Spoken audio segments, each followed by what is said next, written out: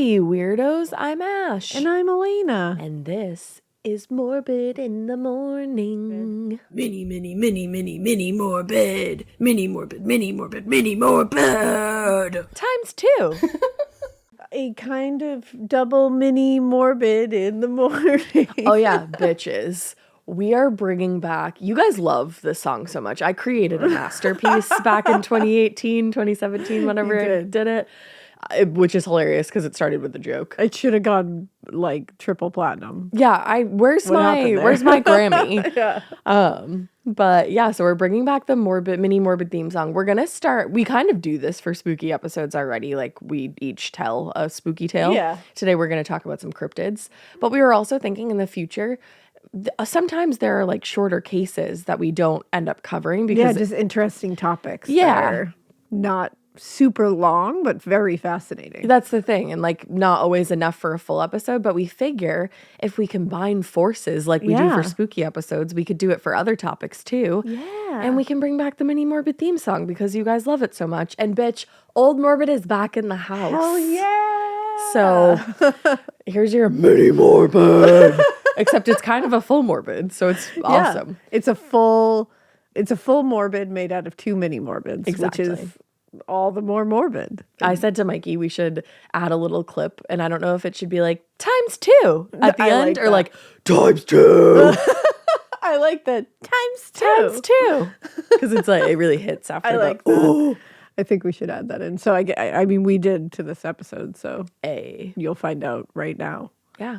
Or you already found out which one we chose. You fucked around and you pressed play and you found out. You did. All right. Do you want to go first or do you want me to? First, Oh, yay. Cool. I like when you go first. I'll go first. I'm talking about the Beast of Bray Road. Ooh, that sounds spooky. Yeah, he's scary, everybody.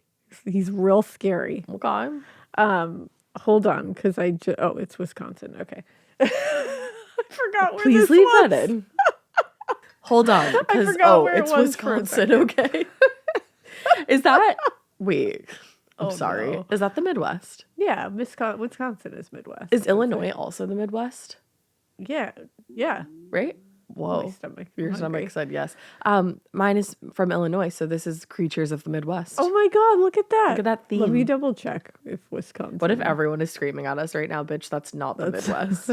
I was like, Wisconsin. You're asking me a lot of geography in first thing in the morning. Yes, Wisconsin is. I knew that. I feel like Illinois definitely is. I feel like Illinois is. No, it definitely is. Because Yeah, it's Drew's dad is Midwest. from Chicago, Yeah. and that's Midwest. See, I got to stop second guessing my own fucking knowledge. I knew about Illinois. I second guessed myself too. Yeah. All right. Spooky shit brought Here to we you are. from the Midwest. Hell yeah. Midwestern spooky fucking shit. All right.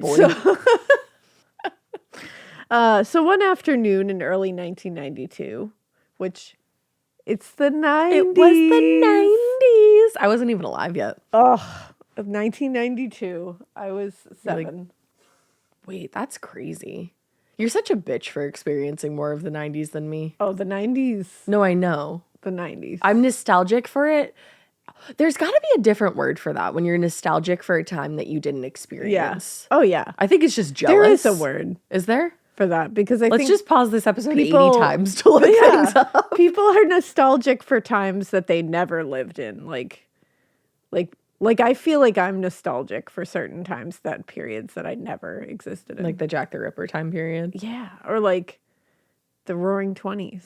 Oh yeah, wouldn't have been great for us either No, of those times. I'm just nostalgic but I get for it. like the aesthetic and Yeah. the vibe of it. What is it called when you're nostalgic for a time you didn't experience? Everyone's like, can you just get to the fucking case? This is interesting. Anamoya. Anemoia. I like that. Anamoya. It's pretty. So you experience anemoia. I in the do. 90s. Yeah. For like I experienced some of them, but I mean, I wasn't I cognizant. don't know. I was gonna say it's because it's like me with the 80s. Yeah. Even like 99. I don't really remember. I can remember like flashes. I guess I can remember flashes of 80s things when I was like 5, like 4 or 5. I can remember like certain music videos. Yeah. Which like I feel like I can like remember like little blips from like Yeah. Ma and Papa's house. Yeah. I also have a very distinct memory. I can literally see it in my head. And I like remember the moment we were shopping with you, and I don't know who else, but I fell out of my stroller, like face first. Whoa. Yeah. Do you remember that? Why don't I remember that? I don't know. You were there, though. Damn. You were there. And you were there. Holy and shit. I fell out of my stroller. I fell out of my stroller. Explains a lot. I don't remember Face it. first. Damn. Mm-hmm. Yeah, I think you can remember bursts because I can remember little pieces. Your of being oldest remembers so Yeah. much of her early childhood. Yeah. And obviously she's still little, so it's not as far away, but it's interesting. Yeah, I think it's also significant events Yeah. because when she was 4, she was in the hospital. But she even remembers things before that, too. Yeah, but she really remembers that time. I mean, that makes a like lot she of remembers sense. every bit of that. I mean, that's traumatic. That's why we love Boston Children's Hospital because they were amazing. They saved All her her. memories are pretty good for that. Yeah. But yeah, All right. I don't know how to Spooky. transition back to scary monsters, but yeah, spooky, scary skeletons and monsters from the Midwest. So one afternoon in early 1992, a time where we feel anemoia. Anemoia. I literally think just maybe. looked it up. It was in Elkhorn, Wisconsin. A bus driver named Pat Lester was just chatting with one of her passengers, Doris Gibson. Doris. Doris. Remember when I used to call myself Auntie Doris? Yeah, I love of that course. name. You know, they were talking about strange things that she'd seen while she was out driving because she's a bus driver. She's probably in Wisconsin. She's probably Sure seen she's some seen it weird all. shit. Including an incident her daughter Lori had a few years earlier on Bray Road. According to Lester, her daughter had been out on the isolated road at night when she passed what looked like a large dog or a wolf that appeared to have, quote, human characteristics. No, thank you. Which sends me into orbit already. I'm What do you mean a large dog or wolf Also, with human characteristics? what are the human characteristics? Because I'm picturing a full human face on like a furry dog, and that's freaking me out. Or like human hands. Or No, like I was just big gonna say, human feet. I just pictured like a wolf with human arms doing my taxes because that's a very human characteristic. I just pictured this galumping wolf with human feet. Yeah. Like big, Oh my God. oversized human feet. Like giant feet. Yeah. Rural Wisconsin does have its share of wildlife.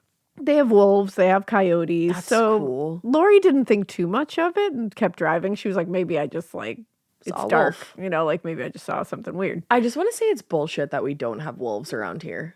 I think wolves are so cool. They are. They're One of my so kids loves majestic. wolves, and they are. They're so fucking. And they're so pretty. And every once in a while, I'll tell them that our dogs are related to wolves, and they're like, no. They are. Like they're like these. They're a lot more these domesticated, dinguses. but As they're like Blanche, this bitch. as Blanche runs up the stairs farting on every step, I'm like, she descended from wolves. Dolores has started farting, and it is ungodly. It is. Dog farts It are makes no joke. crazy noises. I'm like, bitch. Yeah, Blanche, every time she runs up the stairs, she just farts her way all the way up. How embarrassing. She's not. Poor thing. She feels not a drop of shame. Good for her. But every time I'm like, she descended from wolves. I want to come back as Blanche in my next life. The And dog. my kids are like, I don't think she did. Somebody else Like, did. doubt it. So to Pat Lester, the story seemed like one of those, local urban legends, or maybe just a misidentification of a pretty normal animal. She's like, I don't know. You were tired. Yeah, so she was like, I don't know, she didn't think anything shocking of it. But when she caught a glimpse of Doris Gibson's face, she was suddenly like, you know what? I think something happened here. Because Oh. Doris was genuinely terrified while she was talking about it. Oh no. Now, according to Doris, she had encountered a similarly strange animal to Lori. Yeah. The daughter. So she encountered it on Bray Road, I think the year before. It was Halloween night. Halloween night. 1991. Oh god, the aesthetic must have been Right? going crazy. One thing I do remember very well in the 90s is 90s Halloween parties at school. Remember that a lot. Those I are great remember feelings. pictures of 90s Halloween parties. Oh, so good. So this was Halloween night 1991, and Doris, who was a senior in high school at the time, was driving home on Bray Road when she felt like she hit something on the street. Oh fuck. She said, it was kind of smoggy out, and my front tire got lifted off the ground. So she was afraid that she hit an animal. She was like, fuck. So she drove about 50 yards and then pulled over, and she came to a spot that was kind of like out of the way. So she checks the front of her car. She sees if anything happened, to be stuck under the car. She didn't see anything, but she walked around to the back of the car, again, saw nothing. And she was about to get back into the car because she didn't see anything around either. But then she looks down the road a little ways, and she saw the thing. Later, she talked about it, and she said, here comes this thing. Here comes this thing. And it's just running up at me. Oh, you get in your car and you drive out of there, girl. So she was kind of a distance away, so she couldn't tell what kind of animal it was. She said it was large and hairy like a German shepherd. The fuck? But much larger, and it didn't move like a dog. She said it moved more like a man crouched down on all fours. Ew, not a man. And that's why I can't stop picturing human feet glumping down the street. Yeah. But I also so just see him in a scarier. flannel. Yeah, right. Oh, wow. Okay. He's got a tattered flannel All in my right. mind. Oh, God. So he's like the straight up werewolf character. Yeah. But big. But she said I could hear its feet on the asphalt. Ew. As it's running at her. Now, she's terrified, obviously, and she turns and runs back to her car. She gets inside, closes the door just as this thing reaches her and dragged what sounded like claws along the outside of her vehicle. No. Yeah. She told local journalist Linda Godfrey, I just put my foot on the gas pedal and started going. She said she didn't get a good look at the thing because she was so terrified and it was dark, but she believed it had been chasing after her on two legs. No. Because she said as she, like when she looked back, she could see its huge chest heaving as it ran. What the fuck? Yeah. I would. It's like terrifying. No, Is that's fucking so terrifying. scary. Yeah. I would never recover from this. No, this would be the hot topic in therapy every time I went for the rest of my life. I'd like to talk about the monster. Yeah, I saw. I would love to talk about that humanoid monster that chased me down the street. How do you ever go to sleep again? That's the thing. Knowing that that's like lurking in your whereabouts. Because it's lurking around and it's seen you. I'd be like, I don't know how intelligent this thing is. Maybe it knows where I live and it's going to break into my house and a real monster is going to fucking wake me up in the middle of the night. And if there's one of them, it perhaps has a family. Yeah, it has a whole crew. Not a squad. It has a crew like Jacob in Twilight. And when they see you, they're going to say, where the hell you been, Loca? Bella, where the hell you been, Loca? I just watched that again. I'm going to say for the record that he's really hot in that movie. Oh, you all of a sudden you're Team Jacob. I was Team Edward as a gal. And now as a woman, I am Team Jacob. As a woman. Is that natural?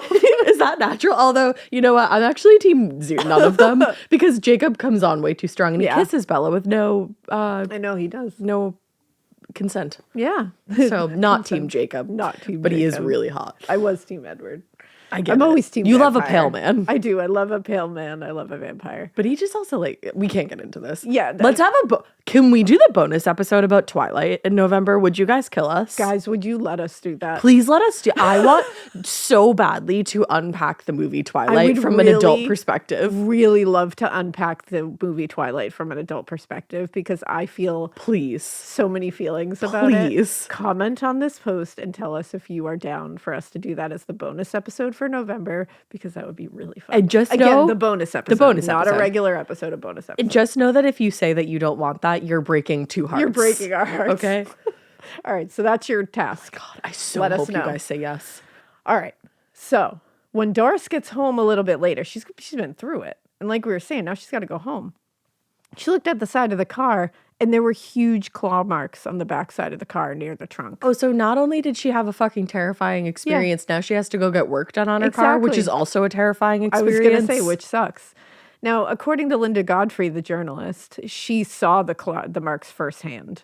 And she said it appeared as though something with huge claws had dragged both sets along the rear of the car. This motherfucker keyed her car. Yeah, with its claws. Linda Godfrey had been referred to Doris by a friend who occasionally did some freelance writing for the local Elkhorn newspaper. Linda had been looking for an interesting local story to publish in the paper, and when she heard Doris's story about the encounter on Bray Road, she was like, whoa, this is exactly what I want. Yeah. And her instincts were right. Doris was just one of several locals who'd seen something strange out on Bray Road, and their stories would eventually put the little town of Elkhorn on the map when it came to supernatural encounters. Now, after interviewing Doris, Godfrey figured the young woman, couldn't have been the only person in town who had seen this fucking crazy, strange humanoid wolf thing. So she went over to town hall and tracked down the animal welfare officer, John Fredrickson. It turned out that Fredrickson, who had been working in the town since the mid-1980s, so oh shit, he's been around. I picture this in my head when I was reading this story because this hard-hitting journalist, Linda Godfrey, of course, hears this crazy story from Doris and then is just like, I'm going to go down to the local animal rescue officer. This is in the 90s. So I'm just picturing it all 90s coded with like a 90s lens. And then she finds John Fredrickson, who's like, well, I've been this town's animal rescue officer since the 1980s. And you're just like, yeah, you have. Yeah. You have stories. He has authority. You have stories. You have tales. Tell me them. What does he look like in your mind? Oh, I see him. He's older. Yep. He's definitely not young. Yep, he's got a mustache. He's chewing on a toothpick. Okay. He's just always chewing on a toothpick. All right. He's got a hat. Yeah, definitely. I'm trying to picture what kind of hat though. I feel like it could be similar to like a newsboy cap or like a scally cap. All right. Yep. I love a scally cap. Yeah, I think he's one of those like... He's got a vibe. You kind of just described Dave, by the way. I did. You did. So that's who I pictured. Dave also has a scally cap and a toothpick at most times. It's true. I did just picture Dave. Dave just doesn't have a mustache, right? I just pictured an older Dave. All right. I mean, I see it. Older Dave is that grizzled animal rescue officer who's going to tell you his stories. Let's go. Except Dave would be like, that's not real. That's not real. Dave would be like, the fuck out that was a wolf. Leave me alone. We love you, Dave. I love that I pictured Dave. So the good thing is, and this would be a Dave thing to do, he had been keeping a file on what he informally referred to as the Elkhorn werewolf. Oh. Dave would keep the file and he would have all the receipts. Among other things, the file contained copies of reports of a large unidentified animal that people were spotting in the area of Bray Road over the years. Local paranormal investigator Jay Bakachin summarized all these reports basically as containing a description of a, quote, biped, a walking humanoid dog with the muzzle, the ears, about 7 to 8 feet tall, hands hairy. I don't want to say like a human, but humanoid hands with claws, deep set fangs, enormous eyes, just ferocious looking. No, thank you. Like, what the fuck? I don't like that it can walk on 2 feet. Humanoid hands with claws? No. So he does have like human-y hands, just with long nails. Ew.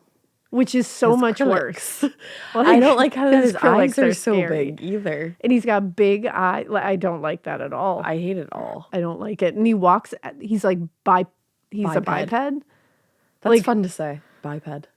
Bipedal, I think it is. I think you're right. Yeah.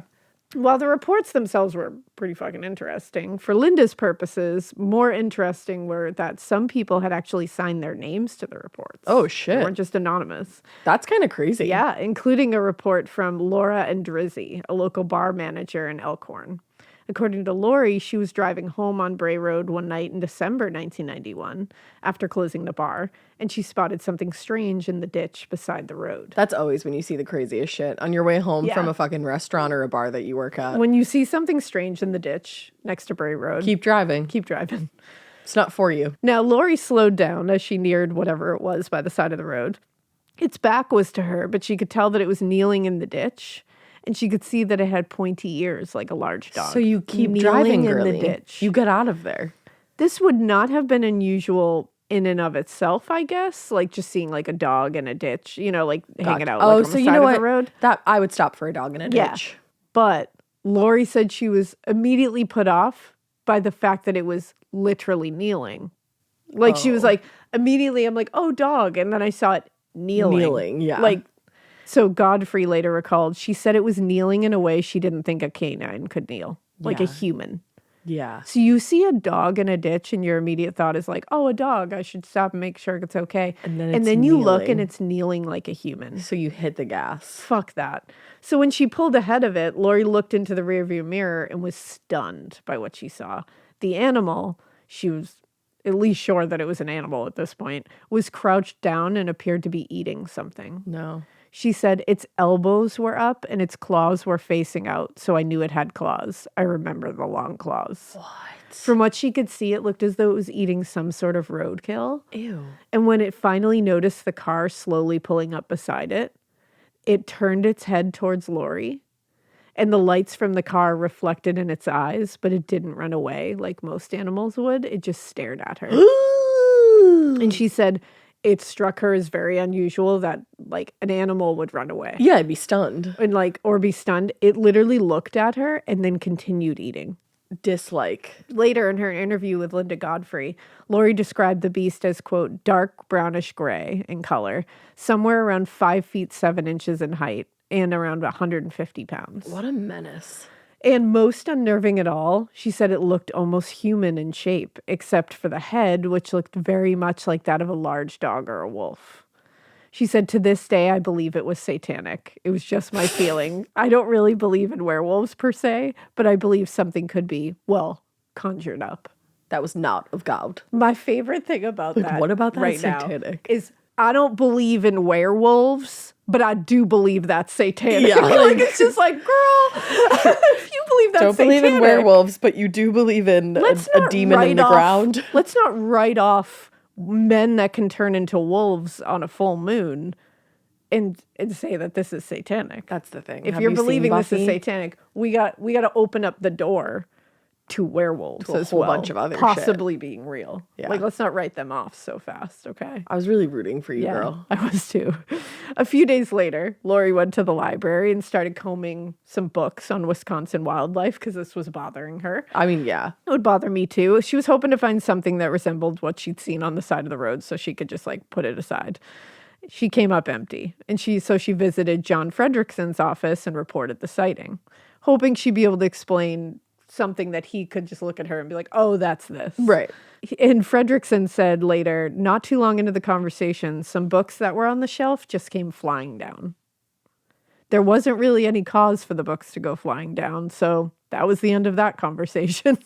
What? What? I'm like, so is the essence of the werewolf in the room with us just fucking with you now? Like, The essence of is the he werewolf. is he everywhere? He's everywhere. He's everything. He's infinite. everywhere to me. He is. Shout out to Honestly, Michelle. he's everywhere to me. So the deeper that Linda Godfrey dug into Fredrickson's werewolf file, she continued to discover reports of this unusual and really scary creature out on Bray Road, all giving more or less the same description. Not long after she published her first article about it, Linda received a call from a woman in Palmyra, a tiny village of about 1,500 residents, 15 or so miles from Elkhorn. The woman was calling to report something her son, 17-year-old Tom Brickta, had experienced in the summer of 1992, not long after Lori's encounter on Bray Road. I want to go to there. According to Tom, he and a friend, Chris Maxwell, were on their way home from a wedding reception one night in August, and they passed through Elkhorn. There was an incredibly super dense layer of fog that night. So Tom was driving slowly when they felt a thud. Like they'd hit something that they didn't see in the road. It's giving I know what you did last summer. It is. So Brickta's mother said he thought he hit a mailbox, so he backed up. That's when he realized it was no mailbox. So Tom opened the driver's side window and immediately noticed, quote, a real skunky smelling odor. So Tom stuck his head out the window, expecting to see a dead or injured skunk on the road, but instead he saw something he still can't really explain. His mother told Linda Godfrey he described it to me as big and hairy and that it was walking and, quote, reaching out in his direction. What? Now I'm just picturing him like with arms outstretched. Come to me. With arms wide open. That's what I picture now. And now I'm like, maybe he's not satanic. Maybe he's Creed. Spot the difference. I mean, spot the maybe difference. it's entirely possible that he's Creed. The entire band. Right here. That's why he's so big. That's why he's so big. He's so many He's people. a whole band. He has arms wide open. That's what he was doing. I'm screaming. So according to Tom's mother, he's Creed. I just crazy. picture that, but he's Creed. So according to Tom's mother, the family had a cabin in the woods. According to Tom's mother, he was not Creed. He was not Creed.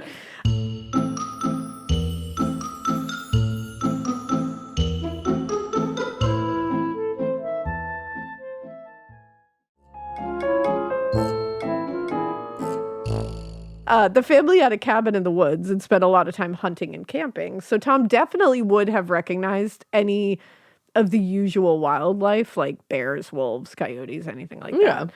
In his videotaped interview, or Creed, the band, he wouldn't recognize them. So you never know.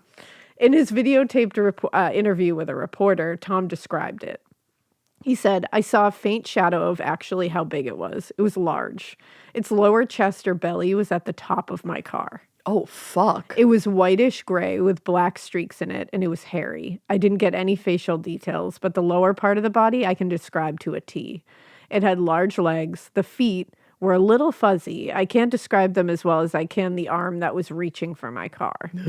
With arms wide open. The fingers were either pointed or had quite the nails on them.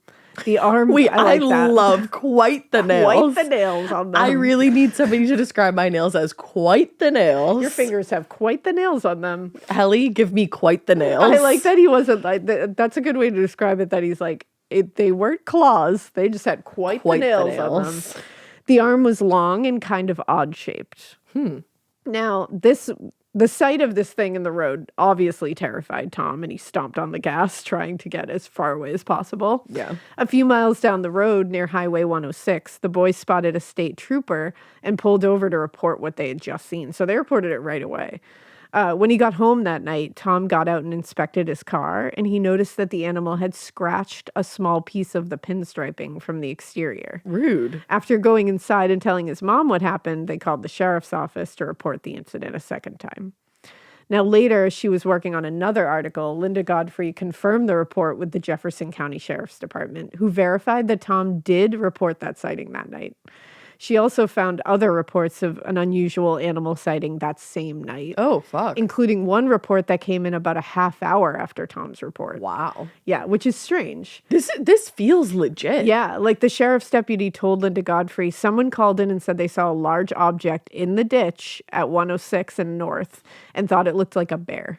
Oh. A squad was dispatched and saw nothing. The two incidents were 7 miles apart. Wow. Now, like Doris Gibson and Lori and Drizzy, Tom couldn't help but notice how human-like this thing looked. That's what really stood out to him.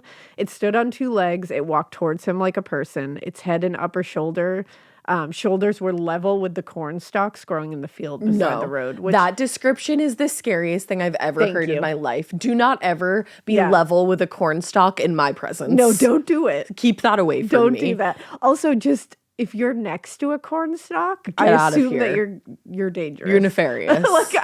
As soon as corn stalks come into play, yeah.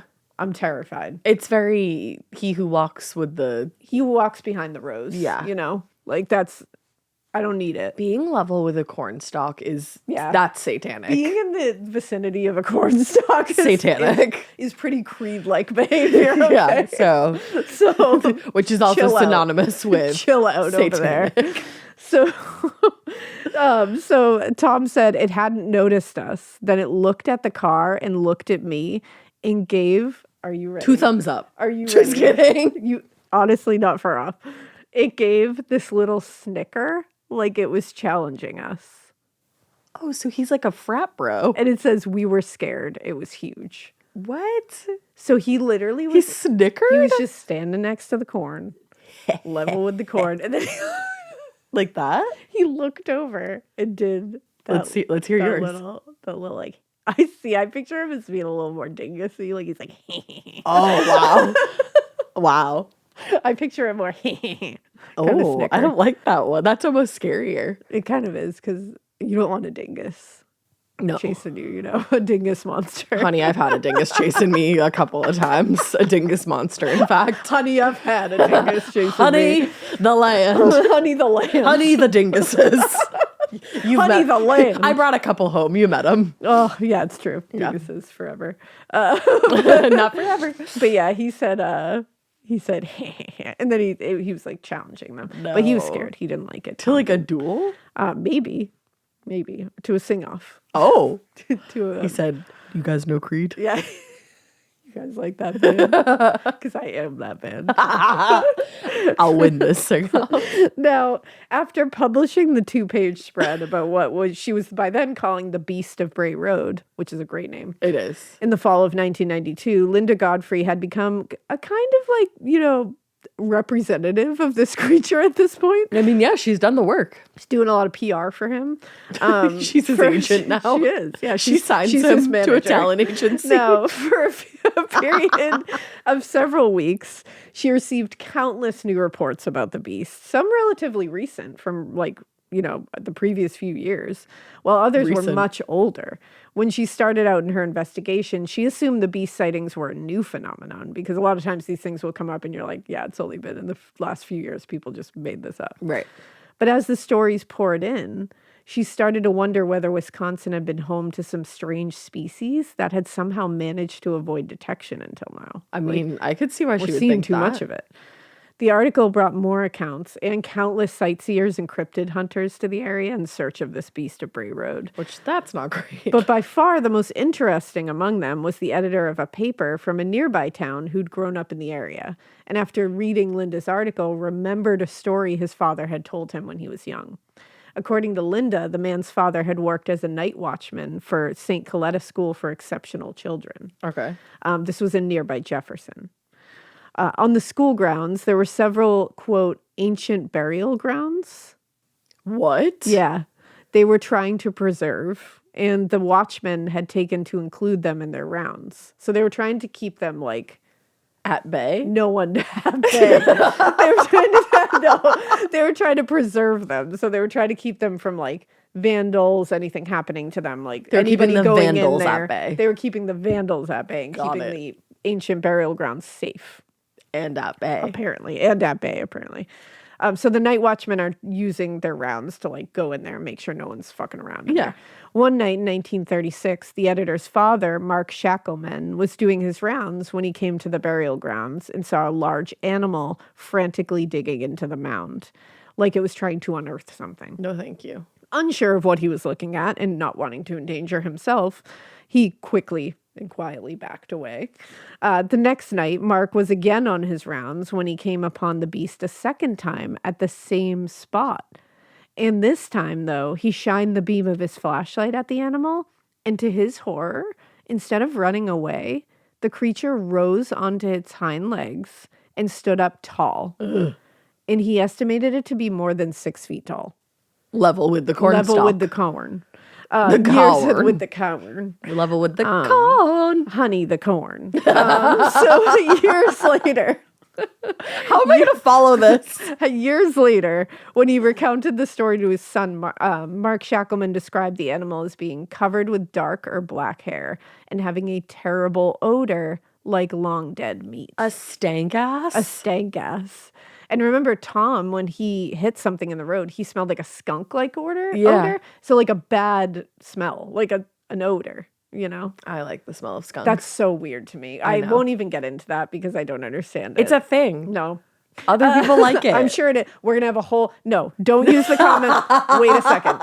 No, the comments are for is Twilight. To tell us if we can do Twilight for November's bonus episode. Do not support Ash's... I know I'm going to hear a million people be Don't like, support Ash. Ash, I'm on your side. I know everyone's on Ash's side here. It's okay. I don't like the smell of skunk. But you have to tell us in the comment section about the Twilight bonus episode. Do not. Guys, that was Alaina saying it. Here's me. It's Ash. I'm not reading. It's Ash. I'm not reading from a script. She didn't write this for me. The comments are indeed for Twilight. Yeah, we need to I know hear that I your have thoughts. supporters out there who also like the smell of skunk. I know so that. don't even feel the need to reassure because I know you're out there. You can PM me. Yeah, there you go. Yeah. PM you? Oh, private message. I think I aged myself I there. think- did Thank you? you for pointing it out. heard I PM. think that's like what old people on Facebook say. So you can evening you? I don't understand that. I No, probably aged myself. You cannot with that. evening me. I don't know I what that aged myself means, there. but don't talk to me. Yeah, in the don't evening. evening me. Anyway, Twilight. Twilight. Stanky. So this thing stinks, is what we know now. More surprising than its size. More surprising than how big it was that what the beast did next. Standing before him, it looked him right in the eyes Confident. and made a sound the watchman later described as, quote, sounding like a proto-human language. What? It was though the creature was speaking to him, but it wasn't speaking like English like we know it today. What? From where he stood, the only word Mark could make out was what sounded like Gadara. What does that mean? That's Damned if not I a know. word. So there is something to that. Gadara? Yes. So Maybe he really wants some Godiva. Godiva. No, they think it's something else. So as they stood facing each other, Mark began to pray, assuming that this thing was going to attack him. He was Frankly, like- I might do the same. honestly, he was like, I think I'm going to die right now. if there's ever a time to pray, it's when a werewolf yells Godiva at you. Literally. Now, for when Creed in Yeah, the form exactly. of a beast in front of you yells Godiva, pray. By the cornstalks. By the or cornstalk. actually, he's on an ancient burial ground at this point in he's time. on an ancient That's burial even ground. It more gets fucked worse. up. So fortunately, after uttering those Godiva. strange words at him, it just turned and walked off into the woods. Oh, I would feel cursed in that moment. But here's another thing. So remember how Tom said this thing like kind of snickered at him, like made a fool of him? Shackleman said, and this was way before that account, he said, it looked like it sneered at me. I never saw that thing again or anything like it. What's the difference between a sneer and a snicker? So Sneer is snicker's kind of like a and a sneer's kind of like a dirty, like a stank ass face. like just gives you like a like I'm like mean I'm mugs ya. challenging you, like like that little like like he did Oh, that. Like, it's like an To me, a sneer has that like feel about it. but not necessarily Like the motion. he doesn't do that like come at me, bro. But it's like that. Feel. She's kind If of someone's separating sneering her at me. I arms. think they're like They wanna "You fight." want some. Yeah. They're like, come get some. Yeah. Don't start none, won't be none. Exactly. Wow. Yeah. What the fuck? Or like if we're bringing it into today's world, bitches ain't shit. And they ain't saying yeah, nothing. That's what this guy was saying to him. What if he was they saying just did that bitches ain't trend? shit? What if they And just they did ain't that saying trend? nothing. And then he just turned around and walked into the woods and never And he returned. kept saying, 100 motherfuckers can't tell me nothing. He He does walked in there. he does bees in the trap. He does. So whatever the beast had said, if it had said anything at all, it made no sense to Mark Shackleman, obviously. He was like, I don't know what he was saying to me. That but would it be was the most scary. horrifying part. It was only years later, after he told the story to his son, that it was pointed out to him that the word that the beast spoke sounded very similar to Gadara, the town in the Bible, where Jesus casts out a legion of demons from a possessed man. So I do think this is Creed. I think it is. I think it's Creed. I so mean, that's the only song I know of them is the Arms Wide Open song, but yeah. I mean, Creed. Let us know. Creed? if you're Creed, are you also the a Beast wolf? of Bray Road? So the stories of the Beast of Bray Road that Linda had collected not only established a timeline dating back further than anyone had expected, but it also created a pretty unique legendary cryptid that brought a lot of legend trippers and paranormal enthusiasts from all over the country to this area. Much to the displeasure of some local residents. yeah. But one thing Linda's collection of stories couldn't do was provide any indication as to where the animal had come from in the first place. Maybe it's just of the land. Honey, Yeah. the land. Honey, the land. So to some, like Linda, it had probably always been there. That's what I'm saying. On the land, hiding among, the Wisconsin forests are dense. But others predicted it was something evil in nature. Throughout the 1980s, there were rumors of satanic cults active in the area, and many, like Lori and Drizzy, who we talked about earlier, couldn't help but think one of those cults may have brought the Beast of Bray Road into being. Like conjured it? Like conjured this demon. If you have the ability to do that, you need to get to work on some other things as well. And also, I'm sorry, if you believe that can happen, you cannot discount werewolves being a thing. Facts. You just can't. Facts. I will stand on business with that. 10 toes down. John Fredrickson, who, was Dave. the town animal rescue officer for some time, is willing to entertain such theories. He'll entertain any theories, really, when it comes to this. Okay. He said, I wouldn't discount some type of occult activity. Yeah. Which, I mean, he did. He was the one who said, like, the books came off the shelves when they were talking about it. But he said, if by chance somebody evoked some kind of occult entities, like, maybe that's a thing. So he believes that, like, maybe the occult is involved here. Maybe. And he was brought into being. Or maybe there's just ancient shit in the world that That's we can't what explain. I think. I think there's just ancient shit that have realized that we all kind of suck and that it should stay away from us. Probably. And they do. Yeah. And then every once in a while they don't, because they're like, because I think he truly has the mentality of bitches ain't shit And they ain't saying nothing. Well, and he also, like, he's not really... can't tell me nothing. Like, that's why he's like, I'm not worried about you. Well, and he's idiots. not really seeking anybody out. They're stumbling across him. Exactly. He's like, I'm just trying to eat roadkill. He's just out late night, you know? He is. He's just out late night eating roadkill. It's just like that sometimes. He's just having his version of a faux. It's also nice that he's eating roadkill and he's not... Yeah, he's not... Nobody saw him actively kill anything. I have this one story thing about him, like this one set of research about him, and nowhere in it do I see him tearing apart animals that are alive. So he's a pacifist. Is he trying to maybe kill humans? Yeah. I think he's just Maybe. trying to fuck with them. Or really. he's trying to be like, get the fuck back in your car. Maybe he's trying to teach us all some survival skills. And he's Yeah. like, listen, none of you have a survival instinct. Yeah. You're all getting out of your car, looking at me, a strange ass motherfucker who's on par with the corn. Who's bamfing Honey, through the I'm night. the land. Yeah. And it's like, you're all getting out of here bamfing through the night.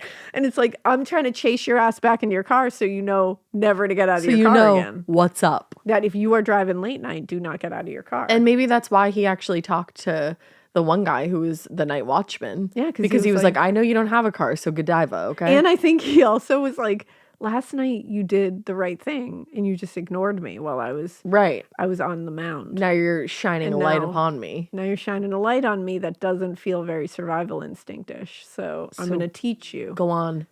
I'm going to teach you Godiva. And then he just... And sneer. And then he walked back into the woods saying, bitches ain't shit. And they ain't saying nothing. So I think that is the Beast of Bray Road is just out here trying to teach us all some survival instincts. I'm kind of obsessed with him. Yeah, I think he's pretty great. I think he's real. I think I kind of love his attitude. I do too. I think the snicker. I also feel like there's not just one of him. I feel like he's got a squad. Oh yeah, I think they're all. There was a couple different color descriptions. Yeah, there was some darker ones, some lighter ones. So I think we have a whole crew here, and I think they all have fucking attitudes. Also, maybe it is a Twilight thing, and they're just like people in the day, and then they shapeshift, like Oz, even from from Buffy, maybe, and then they have sick ass tattoos like Jacob and his squad. Hell yeah! Let's hope that they don't imprint on children. Don't do that. That's why we need to talk about Twilight, okay? Because exactly we will why. talk about the future ones if you let us. If you let us, This could be a beautiful gift. It could be a beautiful thing, but we want to make you guys happy with these bonus episodes, so. It's in your hands. Give us the opportunity to provide you Twilight happiness because I can provide. We can provide, okay? We can provide. No, honestly, if you guys don't let us do Twilight, I might cry. So sorry, I took a bite of a donut. This bitch just has a chipmunk cheek full of a Boston cream. I really do. That's so Boston of you. All right, I'm back. Sorry. I took a bite right as we hit record, and I was like, whoop. Donut break. Donut break. Yeah, we got to do Twilight. Please. We got to. Please. It's going to be great. Please. You want more of this? More of this commentary? Let's go. Let's go. Open it up. All right, honey. Well, it's my turn, and we're still in the Midwest. Have no fear. We haven't traveled out of there. Good. We're going to be talking about the Enfield monster. Ooh. Not to be confused with the Enfield poltergeist. I was confusing them, so thank you for telling me. I'm glad that I could be of assistance Thank in you the for being Enfield here today. place. So on the evening of April 25th, 1973, 50-year-old Henry McDaniel and his wife Lil, they were just coming home from like a school function, some Henry shit for and the Lil. kids. Henry and Lil.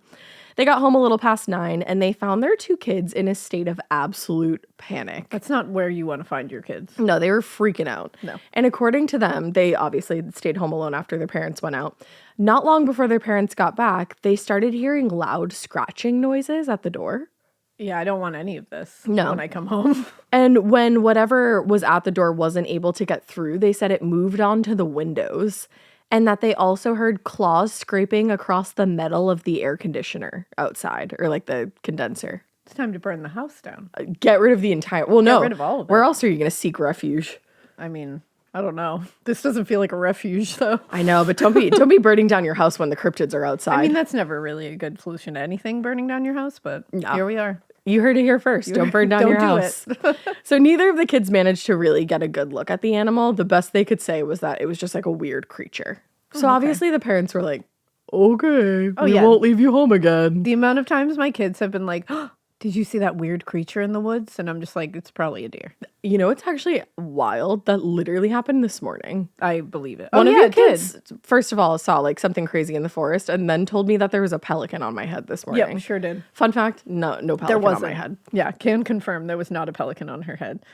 She looked in the tree, though, and she was like, oh, I saw something big and brown and furry in the tree. That's why it's moving so much. And I was like, that's a squirrel.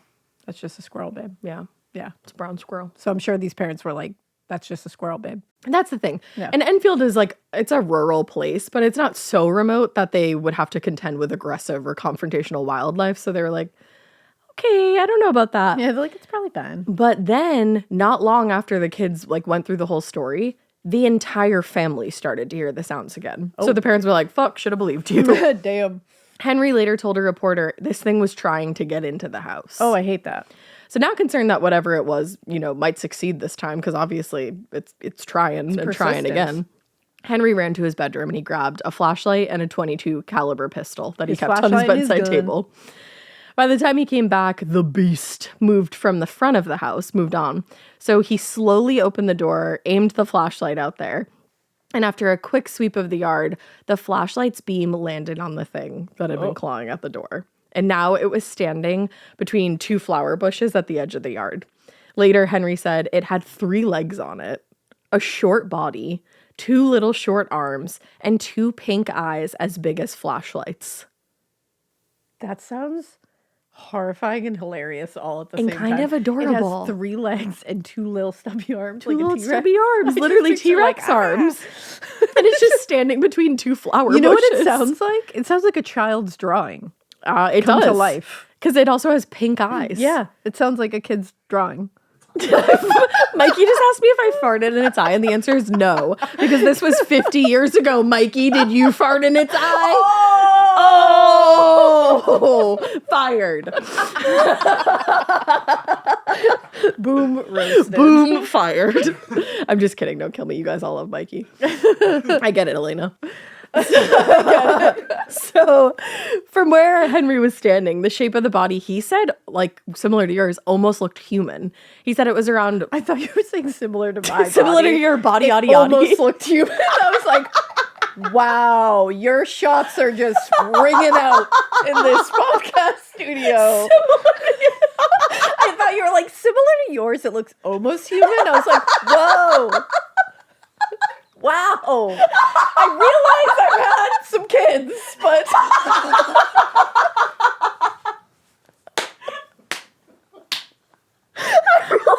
but damn.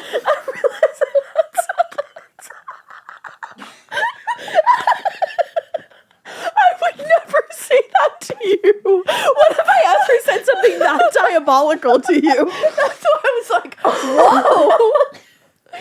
Damn. Similar to your proud. cryptid, my dear. The beast of Bray Road. Yeah, similar. Let's Not to the beast of this podcast. Arguably, I'm the beast of the podcast. You are. Actually, arguably you are. I can't breathe. I'll take it. I can't breathe. I'll own it. No, similar to your cryptid. It looked human. It was a little shorter than yours. Your cryptid from you. Actually, it was around your height. It was about 5.5 feet Maybe tall. I am this cryptid. Well, it was a grayish color.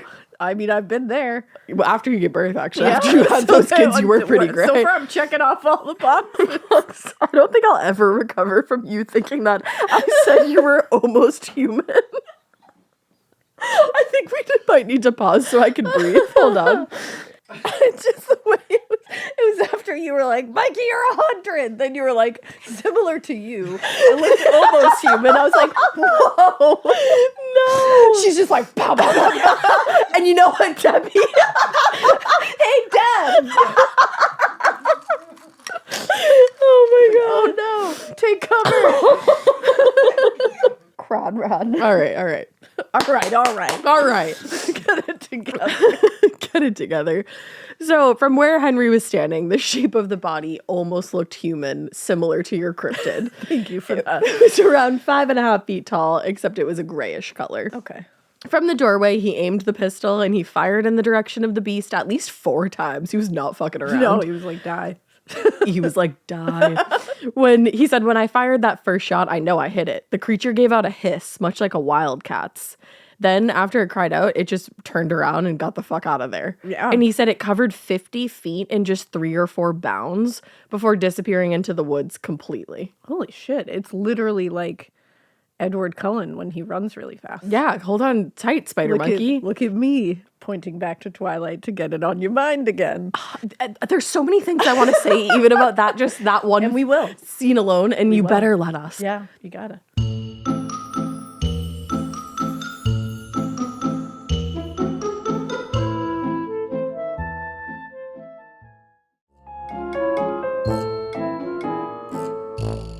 So he was shocked by whatever the fuck he just saw in the backyard. So he ran inside and he said, 911, I'd like to report a cryptid.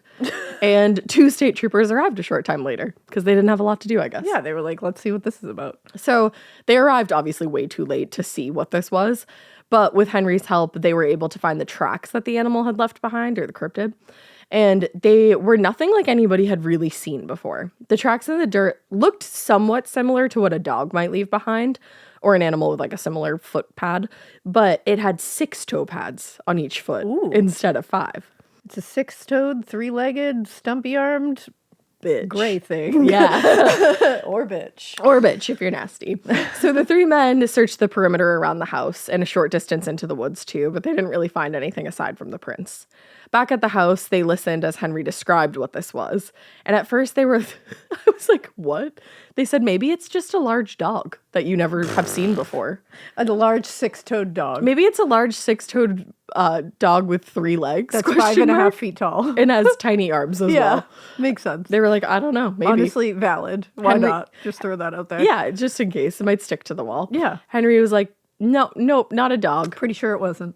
But after listening again to the description, Trooper James Masser said that while it seemed highly unlikely one could be roaming the woods of western Illinois, he said, it kind of sounds like you're describing a kangaroo. Has he seen a kangaroo before? Okay, so Has obviously, this man seen one? here's the thing. Kangaroos don't have 3 legs, I was getting like, as we know. But what does he think a kangaroo is? well, I sort of see what he's getting at. So they don't have 3 legs, but in the dark, a tail could have given the appearance of, an animal standing on 3 legs, especially because they also use their tails for balance. So it might have looked like he was standing like that. But it could have accounted for some of the other features too, especially because he was like in the dark. Yeah. Because they have those little arms. Yeah. They're grayish. We're in the Midwest, some of them. right? That's the thing. He was like, So it there's sounds that. crazy because Yeah. I don't think there would be a kangaroo in Just Illinois. roaming. Like, I've never seen a rogue kangaroo. I haven't either, Personally. much to my chagrin. Yeah, I mean, I would love to. But I would have really yet. love to see a random kangaroo. Do kangaroos have 6 toes? That I don't know. Let's find out. Do they have toes at all? At first it said 18, and I said, what? 5 toes on each front paw and 4 toes on each hind foot. So, nay. So no, they have less. Damn. All right. Well, there goes that. So there's that. Well, he said in the dark, it could appear to have a human shape. Gray is the color for kangaroos.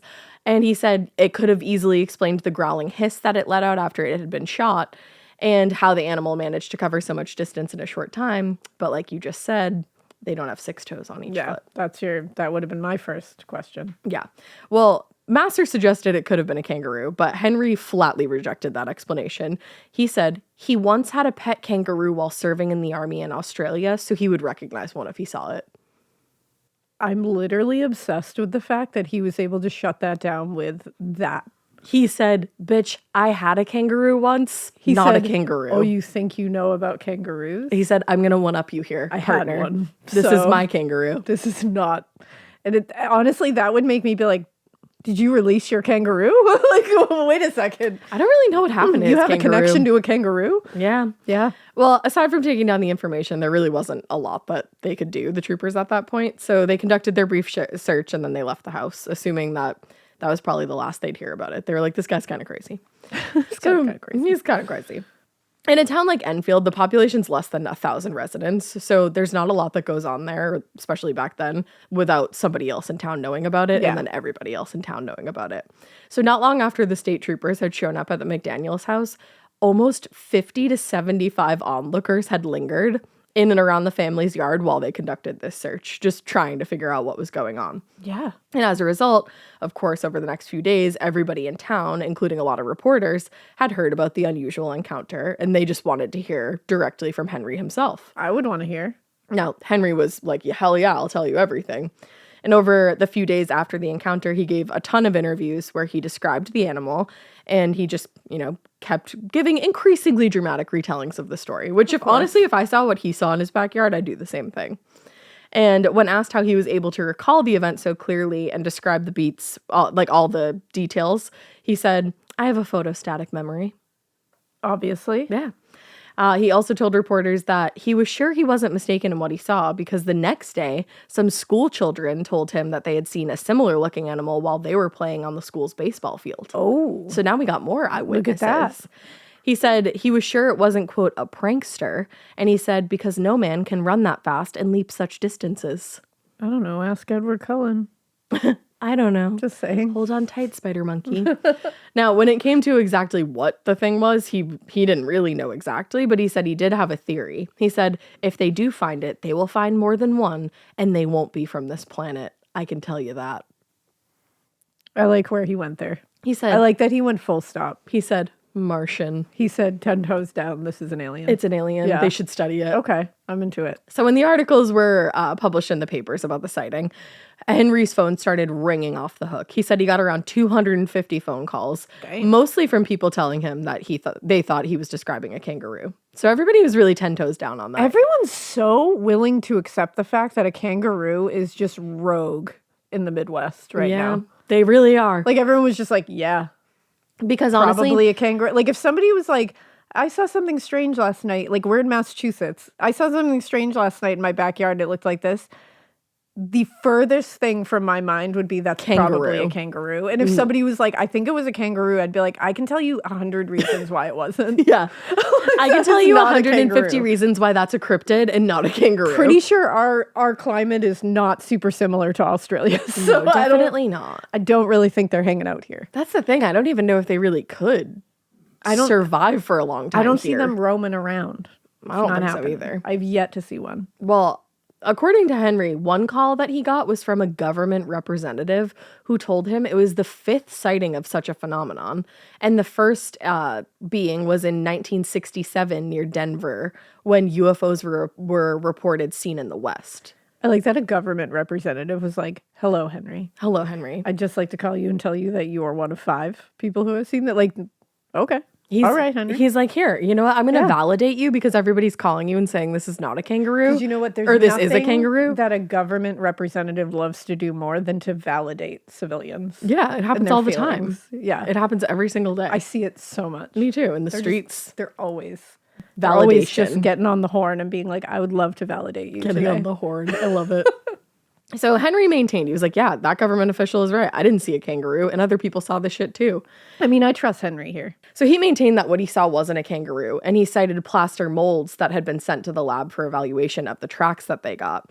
And they didn't look anything like a kangaroo print. Of course not. It's not a kangaroo. Yeah, we talked about it like quickly earlier, but they're unique and easily recognizable because of the shape of the foot and the fact that they have large claws. Yeah.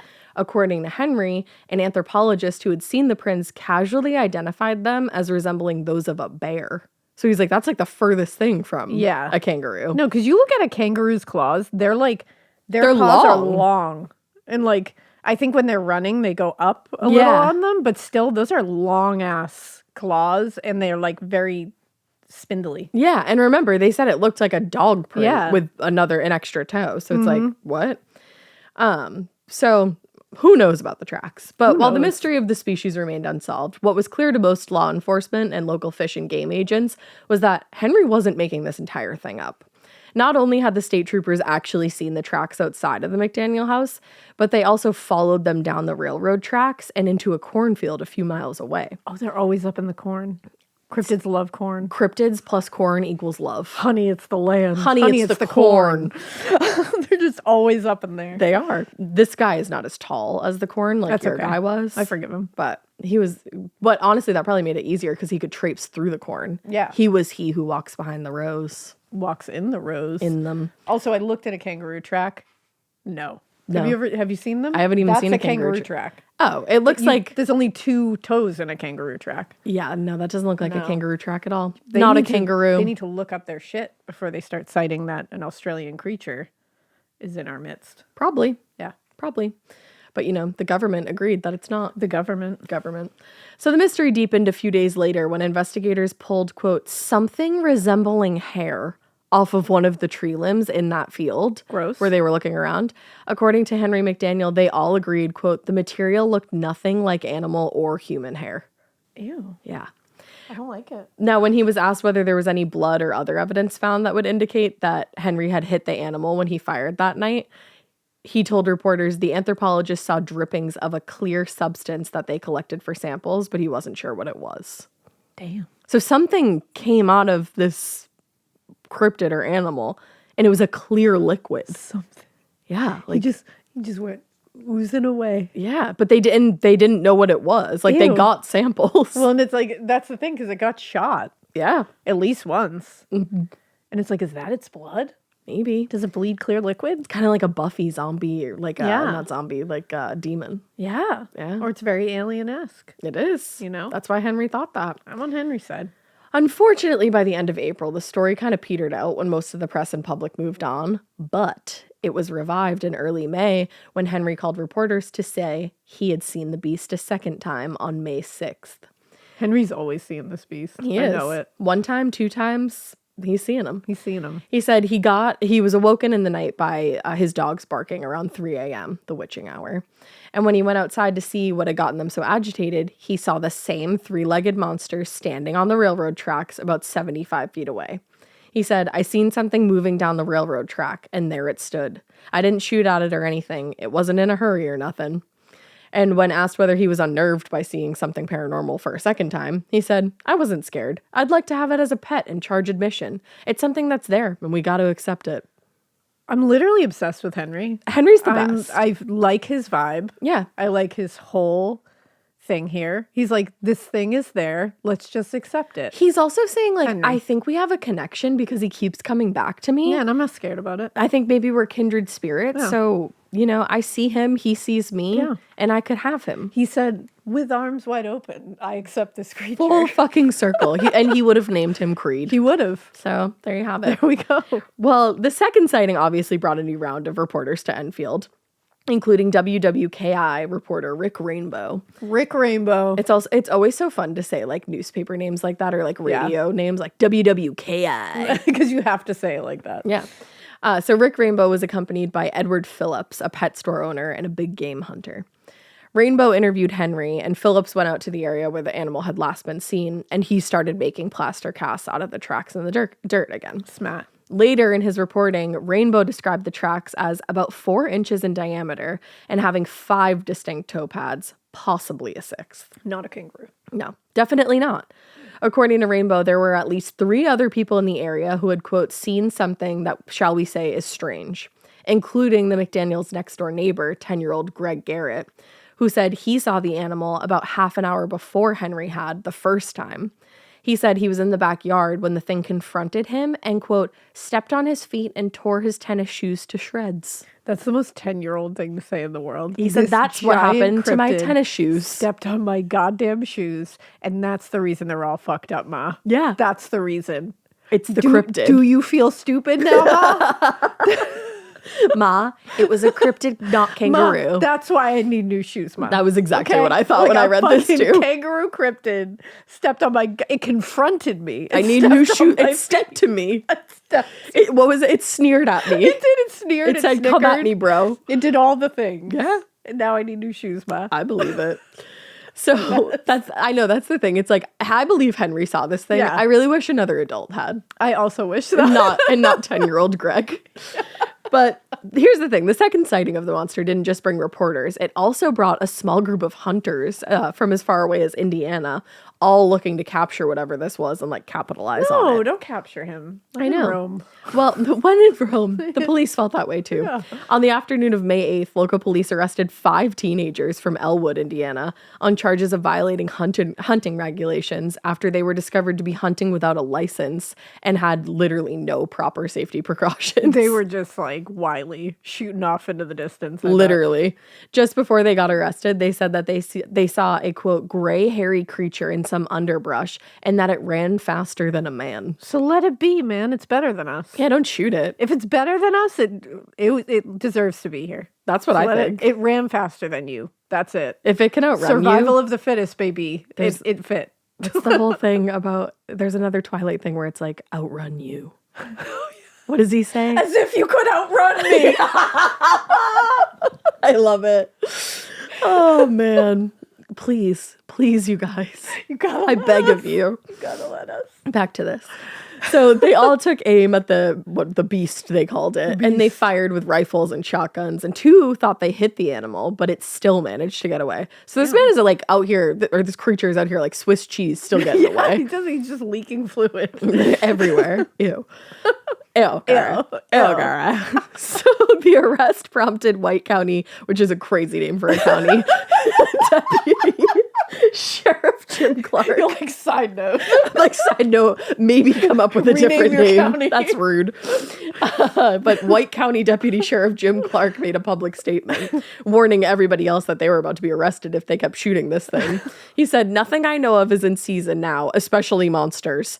Anybody we know of out hunting monsters, especially with guns, will be put in jail. We are afraid they will kill somebody." He said, "Y'all, monsters are not in season right now." That's literally what he said.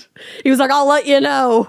We'll come up with a new law here in White County." You think you got a monster hunting license? I don't know why they're suddenly Southern, but they it's are. Literally Illinois. If you're talking about monster season. Wait, there's like a Chicago accent, but it's really hard to do. It is. It's hard. I won't don't even try offend it because I'll piss you all off. But I don't want to do that. I have family from Chicago, okay? Yeah, we're not out here trying to piss off Chicago. We love Chicago. Sometimes Drew has a weird Chicago accent. I love that for him. Yeah.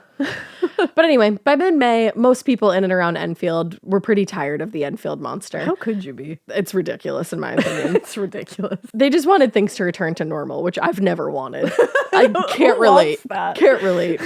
The editor of the Carmi Times wrote, "The case of Enfield's alleged monster has, for all intents and purposes, reached a climax and apparently is going downhill." I mean, let's take alleged out of there. It's a fucking monster. It is. Even the sheriff thinks so. Yeah. At the sheriff's office, deputies were writing out citations left and right to would-be monster hunters for trespassing, violating local hunting laws, and other city officials were frantically trying to answer questions from reporters who were like, "Hey, what's up here in White County? What's up with this monster?" Sheriff Roy Poshard told reporters he had already, quote, declared an end is going to be put to the monster kick before somebody gets hurt and he loses his mind answering queries from news media. He was like, "I'm going to go crazy on your butts. I don't want to talk to y'all anymore." He's like, Go on, get. So whether local law enforcement and residents wanted to be done with the monster was kind of irrelevant. As long as there was still some interest in the beast, it turned out there was. Of course. So after speaking with Rick Rainbow about his reporting, I think it's Lauren Coleman, a graduate student at the University of Illinois, he decided to come to Enfield and study the animal himself if he could. He had spent years collecting data on similar sightings of unidentified animals all around, and he thought that the Enfield monster could actually be a legitimate case of a previously unseen species. Yeah, because that's the other thing. It's like, it doesn't have to be a monster, everybody. We don't know everything that's on this planet. That's that we discover new shit all the time. So, like, It's called science. could Look just it be a up. new, strange-looking animal. That's what Lauren said. He had a degree in shit. Yeah. So unfortunately, though, after just a few days of, looking out for the beast, he gave up on his search when he came away, or when all he came away with was just a few nice pictures of the White County countryside. Pretty. Yeah. Name it something else. He insisted he wasn't giving up, but he told a reporter he wouldn't resume his search until there was more definite information, which is like kind of a bummer. Lame. So the final word on the monster came in mid-May when a letter from a man in Ohio arrived at the office of the Carmi Times, addressed to the publisher. The letter writer, Alan Yorkshire, had read all the stories about the Enfield monster, and like many, he believed the description matched that of a kangaroo, and he was wrong. Guys, it's not a fucking kangaroo. If It's this is a not. kangaroo, I'll eat my hat. It's not. But this is crazy. The difference between his suggestion and like the suggestion of countless other people was that he actually owned a kangaroo. Okay, maybe you're an expert, but I don't know. It's not a kangaroo. I'm going to eat my hat. According to him, his pet kangaroo, Macy, had gone missing a Shut year the fuck earlier. And he believed that she was stolen by somebody who was relatively local. Macy did kind of fit the description of the monster and was described by her owner as well-trained and gentle. And in his letter, Alan indicated that he would be traveling to Enfield soon and would offer a reward to anybody who could lead him to Macy. But as far as anybody knows, he just never showed up in town. Are we sure he had a kangaroo named Macy? I don't know. Is this very He said he valuable did. information? I mean, he wrote to the people. Or did he just say, like, so I had this kangaroo named Macy? I mean, I don't know. She turned up missing. I have no idea, but I think he had a I don't kangaroo know. named Macy. I That's don't know. so specific. I know, almost too specific. You never know. Unfortunately, he didn't come out. Yeah. Well, it turned out that the letter from Ohio was the last piece of significant information on the origins of the Enfield monster. A year later, a reporter from DeKalb traveled down to the town to see if anything had come of the story, but most people were pretty eager to put it behind them.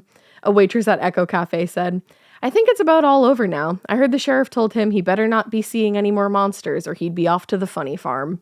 She's to talking the about funny talking about farm? Henry. Damn. Yeah. Poor Henry. So whether or not law enforcement actually told Henry to keep his mouth shut is unknown. They might have. But what is clear is that once they put the story behind them, the sheriff's department fully intended to keep it there. In 1974, Sheriff Poshard said, "No, there ain't no damn thing to it. I let all that stuff go on until he got people with guns out there." I mean, I can understand that he doesn't want people with guns trying to hunt this thing. Yeah, that's kind of the sheriff's worst nightmare. That I would I say. totally get. That's Yeah. very dangerous. Yeah, that's the thing. Things It could have all been fun. None of you needed to shoot this thing. You could have just been like, "Ooh, we have a fun local monster." Like, Yeah. just let it be. things just got too risky once everybody was shooting willy-nilly. We have plenty of local monsters floating around the Bridgewater Triangle. Yeah. None of us are out here trying to kill them. No, Just let them be. let them live. They were probably here before on any of us. They definitely were. So I don't give a shit. Yeah. Puckwudgies, all right. You out there? I think they're out there. Thunderbirds? Whenever I take Dolores All out right. at night, I'm like, fuck Puckwudgies. I think about it Puckwudgies, frequently. Thunderbirds. I Giant, forgot giant about snakes. Thunderbirds. It is what it is. Puckwudgies are my biggest worry. Yeah, Puckwudgies will fuck you up. I don't want to fuck with them. But that's the thing. I don't want to fuck with them, and they don't fuck with me. I'm Yeah. not trying to kill you. Don't try to kill me. It's what I always say. Puckwudgies, live and let live. Exactly, Puckwudgies. I live, I let you live. Yep. Well, a few years later in 1978, a team of sociologists weighed in on the Enfield monster, and they called the story Boo, a classic case of social contagion. Whatever, man. Based on their analysis, the number of actual sightings were a lot smaller than most people thought they were. And False. one of the supposed sightings, the one that Greg Garrett had seen, was a practical joke, unfortunately. I mean, I'm not shocked. I think he just fucked up his tennis shoes. Yeah, he did. Absolutely. Yeah. In their final report, the team concluded, of the several monster reports discussed in Enfield on the McDaniels first-hand reports and the May 6th report of the WWKI party were made by people who, in all likelihood, thought they saw something. But Henry McDaniel maintained that he did indeed see an unidentifiable creature in his yard that night. And the state troopers did find evidence of a strange fucking animal having been there. He saw something. So something happened in Enfield that night, even if we don't know for sure what it is. And that is why the Enfield monster has remained a local Illinois legend ever since. Illinois, you have a monster. You do. And it's okay. And it's not a kangaroo. No, it's not a kangaroo, and it's okay. It's fine. It's all right. Also, if White County is still named that, you really have to change it. It's crazy. That goes crazy. It goes really crazy. I believe Henry. I believe Henry. And I'm prepared to defend him. Yeah. I think our cryptids should team up and just take over the Midwest. Yeah, I think so. I think they have. I think so. You know? Yeah. The Beast of Bray Road, I think, could really do some damage. I think he did. Seems like the Enfield. He was just hopping along. He was just hanging out. Yeah. Did he want to get in a house? Maybe. But maybe it was cold. Exactly. Yeah. It's the Midwest. It's like, are you afraid of the dark? I'm cold. So maybe that's what it is. Yeah. And maybe he was knocking, but it just sounded like he was scratching because he's got acrylics. He's got acrylics, so. It's like Sheena Shea. She can't make a fist. She can't. How are you going to knock if you can't make a fist? You And just got to tap with your nails. When she taps on that phone, there you go. Sheena Shea. I am watching old Vanderpump Rules episodes, so As you should that's be. very relevant. All right. Well, I love these cryptids. that was Cryptids. Let us know if we can cover Twilight because we're gonna on the bonus episode. Please, on the bonus episode. The bonus episode. Bonus. And Not the actual episodes. bonus. Bonus. We hope you keep listening. And we hope you Keep it weird, but not so weird that you no, actually do keep it so weird that you spot a cryptid in the wild, and then please tell us all about it. Yeah. Amen. And let us do Twilight. I mean, yeah, we're doing it. I've decided. Executive decision. Executive decision stamped.